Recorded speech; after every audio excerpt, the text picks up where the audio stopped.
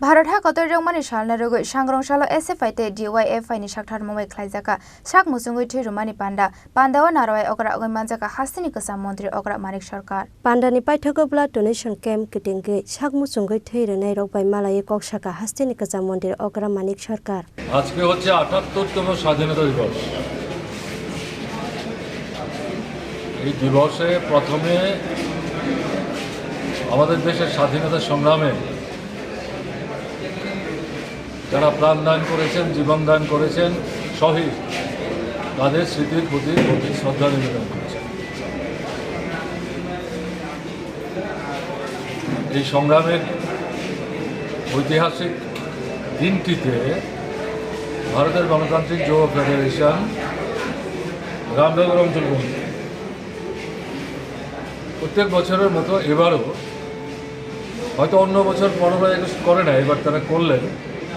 এই অনুষ্ঠানটির আয়োজন করার জন্য তাদেরকে বিশেষভাবে ধন্যবাদ জানাচ্ছি। যারা ইতিমধ্যে রক্ত দিয়ে ফেলেছেন এবং যারা রক্ত দেওয়ার জন্য অপেক্ষা করছে তাদেরকে ধন্যবাদ জানাচ্ছি, তাদের সুস্বাস্থ্য কামনা করছি। বারবার যাতে তারা রক্ত দেওয়ার জন্য এগিয়ে আসেন এই আবেদন তাদের কাছে থাকবে। আমি লক্ষ্য করলাম 40-এর বেশি 45-এর বেশিবার রক্ত দিয়ে ফেলেছেন।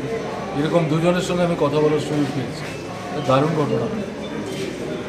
তো আমাদের তো হাসপাতালগুলোতে রক্তের কিছু ঘাটতি আছে, রোগীরা প্রয়োজনে রক্ত পাচ্ছেন না। সরকারের এটা দেখা উচিত এবং সরকারি উদ্যোগে বিভিন্ন ক্লাবগুলোকে যুক্ত করে সামাজিক সংস্থাকে সাথে নিয়ে সারা রাজ্যব্যাপী এই কর্মসূচিটা কিন্তু সংগঠিত করার ক্ষেত্রে ভূমিকা নিতে হবে সরকারকে। সেই জায়গায় ঘাটতি আছে। কাজে আজকের দিনে আমি সমালোচনা করতে চাইছি না, আবেদন করব সরকার যাতে সেখানে এগিয়ে আসেন, গুরুত্বপূর্ণ ভূমিকা নেয়। এটা ৭৮তম স্বাধীনতা দিবস, কিন্তু স্বাধীনতার স্বপ্ন তো সফল হয়নি।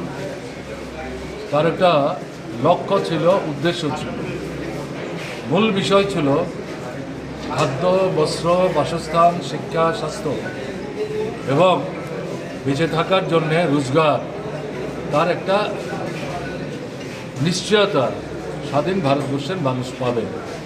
যারা ভূমিহীন তারা একটা জমি পাবে, মাথা কুঁজবার মতো একটা নির্দিষ্ট আস্তানা তাদের থাকবে।